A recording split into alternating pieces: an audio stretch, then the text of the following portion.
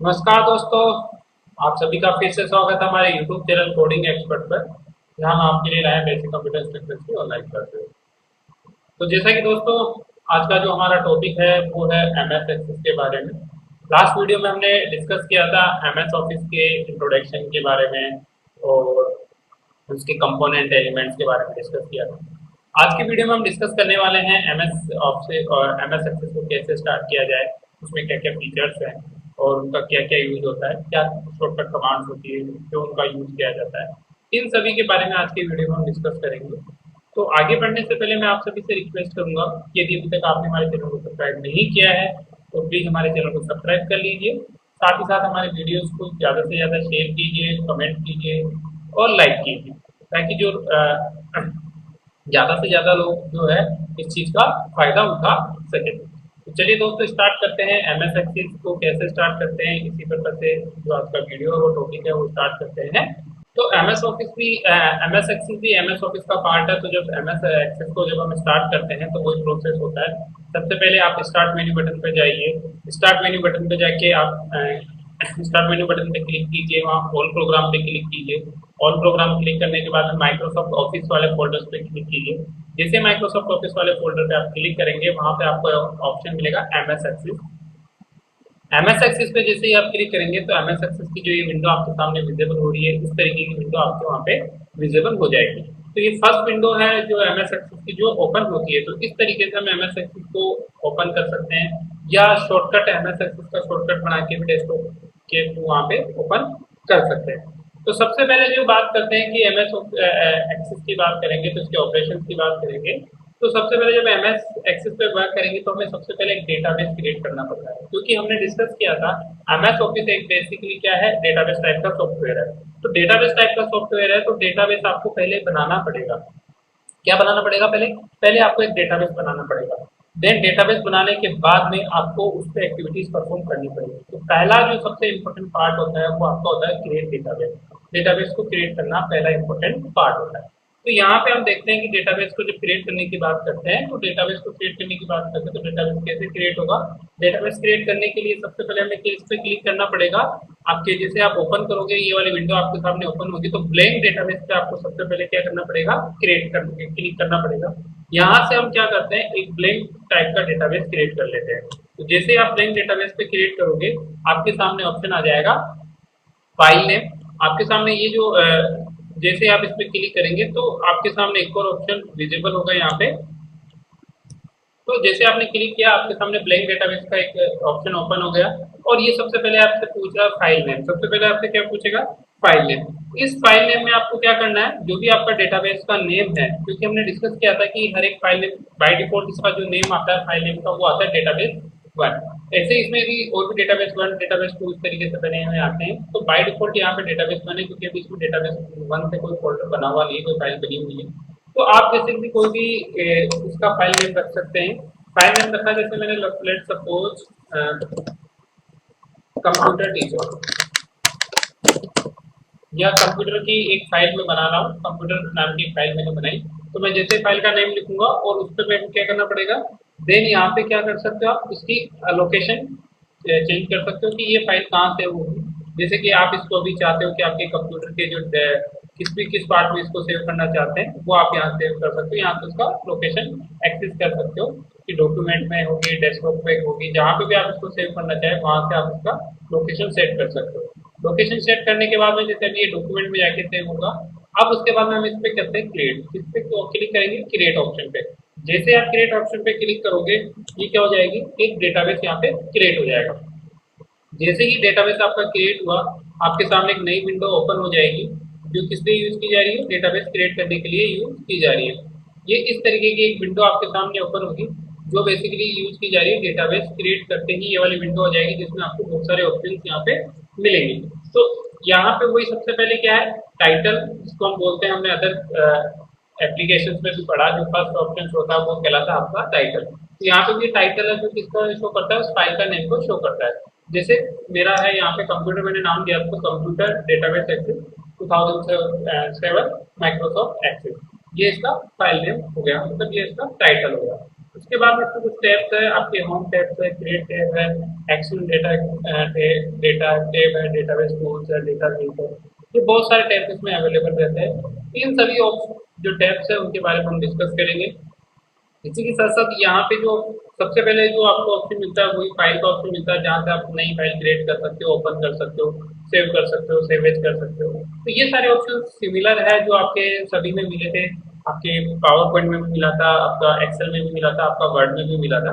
अब जो बात करते हैं, जो मेन ऑप्शन आते हैं जो कि आपको यहाँ से डिफरेंशिएट दिख रहा होगा हर एक ऑप्शन के अंदर, जो कि आपके अदर उनमें नहीं थे।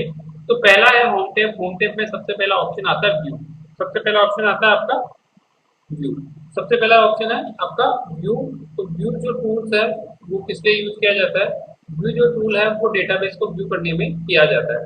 कि जो आपके डेटाबेस को व्यू करने की क्या है, डिफरेंट डिफरेंट व्यू होते हैं, डिफरेंट डिफरेंट डिजाइन होती है, जिसके थ्रू आप डेटाबेस को, डेटा सेट्स को व्यू कर सकते हैं। तो जैसे आप इस पर क्लिक करेंगे, यहाँ आपके जो बेसिकली जो यूज किया जा रहा है डेटा सेट को व्यू करने का और डिजाइन को व्यू करने का।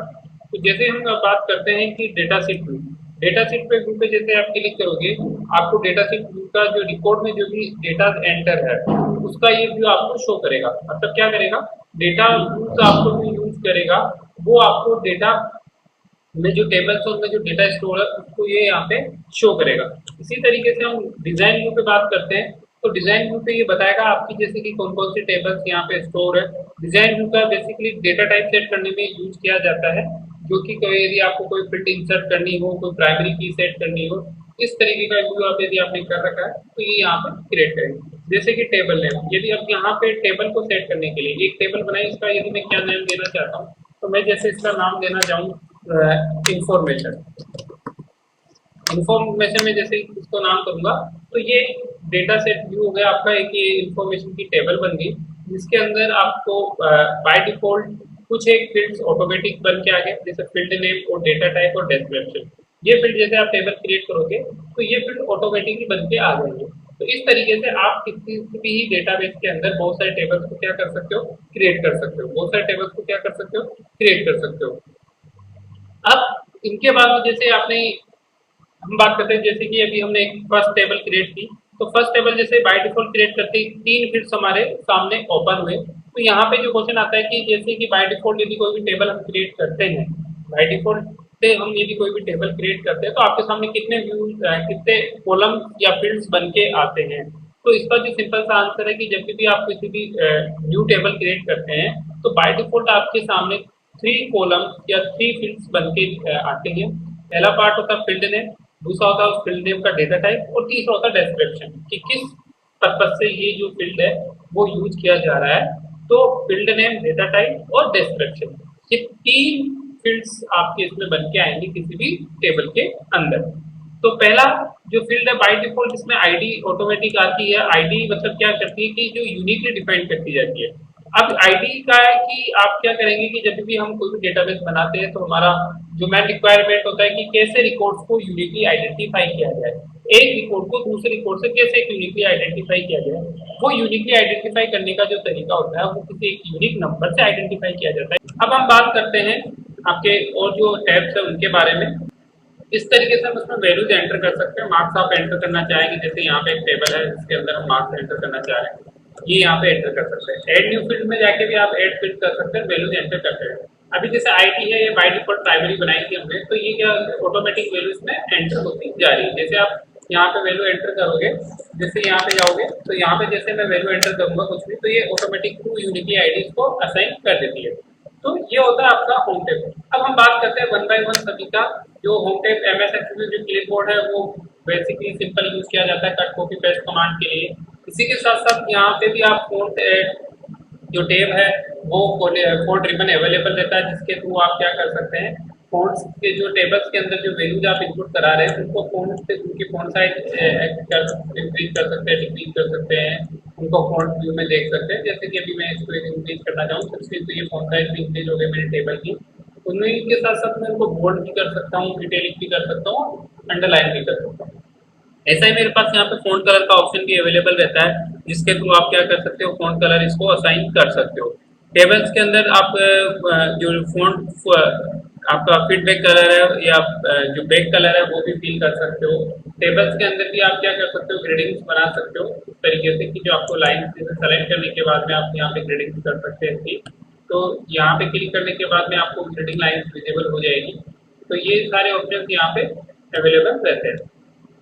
अब इसके बाद में जो इसमें ऑप्शन आ रहे हैं आपको दिख रहे हैं, तो यहाँ से हम क्या कर सकते हैं कि अल्टरनेट फील ब्लैक कलर, आप अल्टरनेटिव तरीके से कलर फील कलर ब्लैक कर फील कर सकते हो। जैसे कि अभी यहाँ पे आपने किया ये वाला कलर, तो जिस भी टाइप का फील कलर करना चाहते हैं कि वन कलर, वन जो उसका कलर आप स्पेसिफाई करना चाहते हैं, सेकंड का नहीं करना चाहते, वो सारे ऑप्शन यहाँ पे मिलेंगे आपको। अलाइनमेंट का भी ऑप्शन यहाँ पे मिलता है आपको कि आप अलाइनमेंट यहाँ पे सेट कर सकते हैं। डिफरेंट डिफरेंट अलाइनमेंट यहाँ पे सेट कर सकते हैं, जैसे कि लेफ्ट में लिखा जाना चाहिए, आपका मिड में लिखा जाना चाहिए, या आपका राइट में लिखा जाना चाहिए। इन तीनों तरीके से आप इसमें अलाइनमेंट का क्या कर सकते हो, सेट कर सकते हो। रिफ्रेश ऑल से क्या होगा कि जैसे रिफ्रेश ऑल आप क्लिक करोगे तो सारे के सारे जो भी डेटा है वो अपडेट हो जाएंगे, करंटली जो भी डेटा है वो अपडेट हो जाएंगे। उसके बाद में इसमें जो एक और आपके सामने टैब आता है वो आता है आपका रिकॉर्ड टैब। रिकॉर्ड टैब में आप देख रहे हैं, रिकॉर्ड टैब में जो आपको एमएस एक्सेस, एमएस एक्सेल और एमएस पावर पॉइंट के अंदर जो स्पेलिंग चेकआउट और ये ऑप्शंस आपको रिव्यू टैब में मिलते थे, वो यहाँ पे आपको इसमें मिलेगा आपको होम टैब के अंदर ही। जहाँ से आप न्यू पे क्लिक करोगे तो न्यू पे आपको कंट्रोल प्लस प्लस इसकी कमांड होती है, ये यहाँ पे एक न्यू वैल्यूज को क्रिएट करने के लिए यूज किया जाएगा। तो यहाँ पे जो न्यू है वो किस लिए यूज किया जा रहा है, वैल्यूज को एंटर कराने के लिए। किसी भी टेबल के अंदर यदि आप वैल्यूज पे वर्क कर रहे हो तो ये उस टाइप की वैल्यूज आपको एंटर कराने की परमिट करेगा।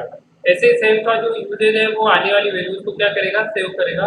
और इसकी जो शॉर्टकट कमांड होती है वो होती है आपकी, जैसे इसके यहाँ के अंदर यदि हम सेव करना चाहे इसको वैल्यूज को, तो सिर्फ प्लस एंटर से इसको हम क्या कर सकते हैं, सेव कर सकते हैं। सिर्फ प्लस एंटर दिया तो ये भी मेरी यहाँ पे सेव हो। ये बात करें हम रिकॉर्ड्स की, किसकी बात करें, रिकॉर्ड्स की, नॉट ए फाइल की। हम यहाँ पे किसी फाइल पे बात नहीं कर रहे हैं, हम बात कर रहे हैं किसी रिकॉर्ड की बात कर रहे हैं कि किसी रिकॉर्ड को सेव करना हो या किसी रिकॉर्ड को एंटर करना हो, उसका टोटल्स लगाना हो, सम ऑफ रिकॉर्ड्स का टोटल लगाना है। जैसे सपोज कीजिए कि आपके मार्क्स आपने यहाँ पे एंटर किए, मैंने स्टूडेंट के मार्क्स आप एंटर किए, अब मैं टोटल मार्क्स यहाँ पे एंटर करना चाहता हूँ, उनका टोटल लगाना चाहता हूँ, तो मैं यहाँ पे टोटल्स भी इसका यूज कर सकता हूँ। यहाँ पे क्या करेगा, आपका जो टोटल्स है वो एक्यूमुलेट कर देगा, जैसे सब मैंने किया यहाँ पे, तो इस कॉलम के जो भी वैल्यूज है वो यहाँ पे सम होके आ गए। तो इस तरीके से ही आप टूल्स का यूज करके इसके अंदर मैथमेटिकल फंक्शन परफॉर्म कर सकते हैं। टोटल्स में जो आपको यहाँ पे फंक्शंस बाय डिफॉल्ट जो टेम्पलेट फंक्शन बने हुए हैं वो है आपके sum, average, count, maximum, minimum, standard division, deviation and variance. ये ऑप्शंस आपको यहाँ से अवेलेबल होंगे, जिसके थ्रू आप क्या कर सकते हैं, वैल्यूज को एंटर करा के इनको एक तरीके से आप सम कर सकते हैं, मैथमेटिकल जो फंक्शंस है वो परफॉर्म कर सकते हो। स्पेलिंग की हम बात करते हैं, तो स्पेलिंग की जब हम बात करते हैं तो स्पेलिंग में के अंदर भी आप क्या है कि जो भी आपकी कॉलम्स की जो स्पेलिंग्स है उसको भी क्या कर सकते हो, आप चेक कर सकते हो। कॉलम्स के स्पेलिंग्स को क्या कर सकते हो, चेक कर सकते हो। तो ये जो यूजेज है आपके रिकॉर्ड्स रिबन्स के यूज किए जाते हैं। इसी के साथ साथ रिकॉर्ड रिबन्स में आप इसको शॉर्ट भी कर सकते हो। शॉर्ट का मतलब है कि कोई भी यदि मैं चाहूँ कि कोई भी जो मेरा कॉलम है उसको मैं शॉर्ट करना चाहूँ, A to Z और Z to A की फॉर्म में उसको मैं क्या कर सकता हूँ, शॉर्ट कर सकता हूँ। इसी के साथ में यहाँ पे फिल्टर्स का ऑप्शन भी आपको अवेलेबल रहता है। आप पर्टिकुलर जो भी आपकी डेटाबेसेस में जो भी वैल्यूज है उसको आप फिल्टर करना चाहो तो वो यहाँ से शॉर्ट और फिल्टर्स कर सकते हो। देन इसमें होता है आपको फाइंड का ऑप्शन मिलता है। फाइंड जो है वो बेसिकली रिप्लेस या नेक्स्ट पेज पे मूव करने के लिए यूज किया जाता है। ये पर्टिकुलर कोई भी जो वैल्यू है वो फाइंड करने के लिए आप यूज करते हो। ये जो सिंपल सा जो ऑलमोस्ट आपका एक्सेल और वर्ड दोनों में सेम सा रहता है होम पेज के बारे में। अब जो इसमें जो सबसे इम्पोर्टेंट जो पार्ट आता है आपका, जो सबसे इम्पोर्टेंट पार्ट होता है वो होता है कि आपका क्रिएट वाला जो टैब है वो वहाँ से हम क्या करते हैं, सभी ऑप्शन कहाँ ही हमें मिलते हैं। आपकी टेबल क्रिएट करना, टेबल का टेम्पलेट डिजाइन करना, शेयर पॉइंट लिस्ट बनाना, टेबल की डिजाइन करना, फॉर्म्स बनाना, मल्टीपल आइटम्स स्टोर करना, पाई चार्ट बनाना, ब्लैंक फॉर्म क्रिएट करना, ये सारे ऑप्शंस, रिपोर्ट्स बनाना, ये सारे ऑप्शंस आपको कहाँ से मिलते हैं, क्रिएट टैब से मिलते हैं। ये सारे ऑप्शंस कहाँ से मिलते हैं, आपको क्रिएट टैब से मिलते हैं। तो जो क्रिएट टैब की हम जब बात करते हैं, क्रिएट टैब की जब हम बात करेंगे तो क्रिएट टैब में आपके सामने बहुत सारे ऑप्शन रहते हैं जिसके थ्रू आप क्या कर सकते हैं, या टेबल्स के अंदर वैल्यूज को एंटर कर सकते हैं, क्रिएट कर सकते हैं। अब जो इसमें सबसे इम्पोर्टेंट पार्ट रहेगा हमारा कि ये तो हमने देखा कि वैल्यू तो एंटर कराना था, एमएस एक्सेस में फॉर्म बनाना था। अब यहाँ पे जो एमएस एक्सेस में एक और पार्ट आता है एमएस एक्सेस के फॉर्म के टाइप। जो फॉर्म है वो एमएस एक्सेस में बेसिकली अलग अलग टाइप के होते हैं। तो जैसे आप फॉर्म पे क्लिक करेंगे, यहाँ फॉर्म्स में आप देख रहे हैं, तो यहाँ पे आपको टाइप्स ऑफ फॉर्म्स विजिबल होंगे कि किस किस तरीके के टाइप्स ऑफ फॉर्म्स है, बेसिक मॉडल फाइल टाइप के फॉर्म्स है या और किस तरीके के फॉर्म्स है, तो वो हम यहाँ से बना सकते हैं। तो फॉर्म का जैसा हमने देखा था कि पहले फॉर्म जो बना है बेसिकली किसके लिए यूज किया जा रहा है, इनपुट एंटर कराने के लिए फॉर्म का यूज किया जा रहा है। कोई भी इनपुट आप एंटर करा रहे हो तो उसके लिए आप किसका यूज कर रहे हैं, फॉर्म का यूज कर रहे हो। उसके लिए किसका यूज कर रहे हैं, फॉर्म का यूज कर रहे हैं। इसी तरीके से एमएस एक्सेस में जो फॉर्म है वो अलग अलग टाइप के हो सकते हैं। आपके कॉलम फॉर्म हो सकता है, टेबुलर टाइप का फॉर्म हो सकता है, डेटा शीट टाइप का फॉर्म हो सकता है, पायोर चार्ट टाइप का फॉर्म हो सकता है। तो बेसिकली 5 टाइप के फॉर्म्स आपके इसमें होते हैं। कितने टाइप के फॉर्म होते हैं दोस्तों, 5 टाइप्स के। जैसे ही फॉर्म्स पे आप क्लिक करेंगे तो यहाँ पे आपको फॉर्म्स पे क्लिक करने के बाद में ऑप्शन मिलेगा। जैसे यदि मैं इसको सेव करता हूँ, ये एक फॉर्म में क्रिएट हो गया, जहाँ पे मेरा जो ये आईडी था, नेम था, ये फॉर्म में इनपुट देने के लिए यूज हो गया। अब ये जो फॉर्म्स है इनका टाइप भी अलग अलग होता है। आप इनको डिफरेंट डिफरेंट टाइप में स्टोर कर सकते हैं। कि आपका जैसे हम बात करें पहला कॉलमर फॉर्म, ये जो फॉर्म है वो डेटा एंट्री के लिए यूज किया जाता है। इसमें किसके लिए यूज किया जाता है, डेटा एंट्री के लिए यूज किया जाता है, जिसके अंदर क्या होगी, डेटा की वैल्यू आप अपने अकॉर्डिंग क्या कर सकते हो, स्टोर कर सकते हो। डेटा की वैल्यू आप अपने अकॉर्डिंग इसमें यहाँ पे स्टोर कर सकते हो। तो पहला जो फॉर्म है वो आपका कॉलमर फॉर्म होता है। कॉलमर फॉर्म होता है, इसका यूजर डेटा एंट्री के लिए किया जाता है, जो फील्ड्स के कॉलम फॉर्मेट में व्यवस्थित रहते हैं। इसमें बहुत सारे रिकॉर्ड एक ही टाइम पे विजिबल होते हैं। जो ये आपको अभी इस टाइप का जो फॉर्म विजिबल हो रहा है, ये आपका एक तरीके का कॉलमर फॉर्म कह सकते हो। इसी तरीके से हम टेबुलर फॉर्म की बात करें, टेबुलर फॉर्म एक बेसिकली स्पेसिफाई करता है टेबल्स की फॉर्म में डेटास को। उसके बाद में होता है यहाँ पे डेटा सीट। डेटा सीट में क्या होता है कि जो डेटाबेस के अंदर जो टेबल्स है, डेटा सीट फॉर्मेट क्या बताता है कि जो टेबल डेटाबेस के अंदर जितनी भी टेबल्स है उन सभी को एक साथ एक फॉर्मेट में आपको विजिबल कराएगा आपका डेटा सीट फॉर्मेट। जस्टिफाइड जो है वो जस्टिफाइड जो फॉर्मेट है वो इसमें क्या होगा कि टेबल के जो फील्ड है वो एक स्टैंडर्ड फॉर्म में आपको विजिबल होंगे, जिसके अंदर आप एक टाइम पे एक ही रिकॉर्ड को क्या कर सकते हैं, विजिबल कर सकते हैं। इसी तरीके से पायोर चार्ट है, वो आपको क्या करता है, पायोर चार्ट का जो फॉर्म है, जो भी आप वैल्यूज एंटर करोगे उसको डायरेक्टली वैल्यूज के फॉर्म में ना रिप्रेजेंट करके वो उसको रिप्रेजेंट करता है चार्ट की फॉर्म में। मतलब पायोर चार्ट की फॉर्म में उसको रिप्रेजेंट करता है, ग्राफ की फॉर्म में वो आपको विजिबल कराता है। तो ये होता है फॉर्म्स, और फॉर्म्स के टाइप्स के बारे में हमने डिस्कस किया। अब जो एमएस एक्सेस में जो सबसे इंपॉर्टेंट पॉइंट होता है, क्योंकि डेटा जो इसमें एग्जीक्यूट होता है वो किसी कमांड के थ्रू एग्जीक्यूट होता है, जिसको क्वेरी बोलते हैं। तो एमएस एक्सेस में क्वेरी कैसे एग्जीक्यूट होती है, क्वेरी का एग्जीक्यूट करते हैं मतलब आप कैसे एमएस एक्सेस में क्वेरी के थ्रू वैल्यू को इनपुट कराओगे, अपडेट करोगे या डिलीट करोगे। इस टाइप का जो वर्क होगा वो आपका होगा एमएस एक्सेस में क्वेरी के थ्रू। वो किसके थ्रू होगा, क्वेरी के थ्रू। क्यूरी के थ्रू हम क्या कर सकते हैं, डेटा को डिफरेंट डिफरेंट टाइप से व्यू कर सकते हैं, चेंज कर सकते हैं डेटा को, या उसको एनालाइज कर सकते हैं। तो यहाँ पे जो डेटा क्यूरी का जो यूजेज किया जाता है वो बेसिकली किया जाता है डेटाबेस के अंदर डेटा को एंटर कराने के लिए, उसको मॉडिफाई करने के लिए, उसको डिलीट करने के लिए। तो ये सभी जो क्यूरी है वो सभी सोर्स ऑफ रिकॉर्ड पे वर्क करती है। तो सबसे पहले हम क्यूरी क्रिएट करने के लिए हमें क्या करना पड़ेगा, कोई भी जब हम क्रिएट करेंगे तो हमें एक ही ऑप्शन मिलता है, दैट इज क्रिएट टेब। हमें क्या करना पड़ेगा, क्रिएट टेब से क्यूरी को क्रिएट करना पड़ेगा। क्रिएट टेब में आप देख रहे हैं इसमें डिफरेंट डिफरेंट रिबन्स बने हुए, टेबल्स का बना हुआ है, फॉर्म्स का बना हुआ है, रिकॉर्ड्स का बना हुआ है, अदर टेब्स बने हुए हैं। तो यहाँ पे क्यूरी डिजाइन में आप देखेंगे एक टेब्स बना हुआ क्यूरी डिजाइन। इस क्यूरी डिजाइन पे आप क्रिएट करेंगे तो आपको ये ऑप्शन देगा क्यूरी क्रिएट करने के लिए। जैसे आप क्यूरी डिजाइन पे क्लिक करेंगे तो उस टेबल से जो भी क्यूरी आप बनाना चाहते हो उस टेबल से टेबल का नाम दे देगा। जैसे मेरे को इन्फॉर्मेशन में बनाना है, प्रैक्टिस में बनाना है, क्यूरीज क्या बनाना चाहता हूँ मैं, जो क्यूरीज यहाँ पे लिखना चाहता हूँ वो मेरे को ऑप्शन यहाँ पे मिलेगा। आप यहाँ से क्या कर सकते हैं, क्यूरीज को सेलेक्ट कर सकते हैं। क्यूरीज को सेलेक्ट करने के लिए साथ साथ ही आपको यहाँ पे ऑप्शन मिलेगा। जैसे कि यहाँ पे आप ऐड, यदि मैं कुछ करता हूँ क्यूरी, टेबल्स हो गई मेरी, टेबल्स में मैंने टेबल्स को चूज किया, उसके बाद मैं ऐड करूँगा मैं, तो ये आईडी ऐड हो गई। इसी तरीके से मैं यदि इसको ऐड करूँगा तो ये यहाँ पे दो टेबल्स आपस में ऐड हो गई। उसी के थ्रू अब मैं यदि यहाँ पे कोई भी कमांड एग्जीक्यूट करता हूँ तो ऐड पे क्लिक करेंगे और शो टेबल विंडो को हम क्या कर देंगे, ऐड पे क्लिक करने के बाद में इसको क्लोज कर देंगे। अब ये दोनों टेबल्स है वो जो इन दोनों में हम क्या चला सकते हैं, क्यूरी चला सकते हैं। इन दोनों टेबल्स में हम क्या कर सकते हैं, क्यूरी चला सकते हैं। क्यूरी चलाने का मतलब क्या है कि डेटा को इसमें स्टोर कर सकते हैं, डेटा रिट्राइव कर सकते हैं। तो यदि हमें जैसे सपोज कीजिए कि कोई भी आप एग्जीक्यूट करना चाहते हैं क्यूरी, तो सेम क्यूरी आपको क्या है, टेबल में पहले वो क्यूरी लिखनी होगी, देन उसको सेव करना होगा। क्यूरी बनाने के दो तरीके होते हैं, एक तो विजवार्ड से, टेबल विजवार्ड से, और दूसरा डिजाइन व्यू से। दूसरा हम किस तरीके से बना सकते हैं, डिजाइन व्यू से भी हम क्या बना सकते हैं, क्यूरी आपकी बना सकते हैं। तो यहाँ पे आपको डिफरेंट डिफरेंट, जैसे यदि मैं यहाँ पे दूँ कि मेरे को जो आईडी है या जो टेबल है वो किस तरीके से दिखना चाहिए, फील्ड होना चाहिए मेरे पास। यदि मैं pra.id की बात करता हूँ, इस टेबल की बात करता हूँ, तो मैंने यहाँ पे ये फील्ड दिया आईडी और टेबल है pra, और उसके अंदर मैं वैल्यू देना चाहता हूँ कि क्या होना चाहिए, आईडी की वैल्यू जो होनी चाहिए वो स्पेसिफाई मैं कर दूँ क्राइटेरिया कि आईडी की वैल्यू कितनी होनी चाहिए, 10 होनी चाहिए। तो 10 टाइप की जैसे मैं इस क्वेरी को रिप्रेजेंट एग्जीक्यूट करूंगा, तो जो भी 10 टाइप की वैल्यू होगी, जो जो आईडी की वैल्यू जो जो 10 होगी, वो उसका आउटपुट आपको ये यहाँ पे शो कर देगा। तो ये होता है क्यूरी के थ्रू। इसी के साथ साथ यहाँ पे आप रिपोर्ट भी क्रिएट कर सकते हैं एमएस एक्सेस के अंदर। रिपोर्ट भी एक्सेस करने के लिए हमें वही रिपोर्ट्स क्रिएट पे क्लिक करना होगा। क्रिएट पे क्लिक करने के बाद में रिपोर्ट्स का ऑप्शन आएगा। रिपोर्ट्स में भी आप रिपोर्ट्स रिबन में डिफरेंट डिफरेंट चीजें आपको विजिबल हो रही है यहाँ पे।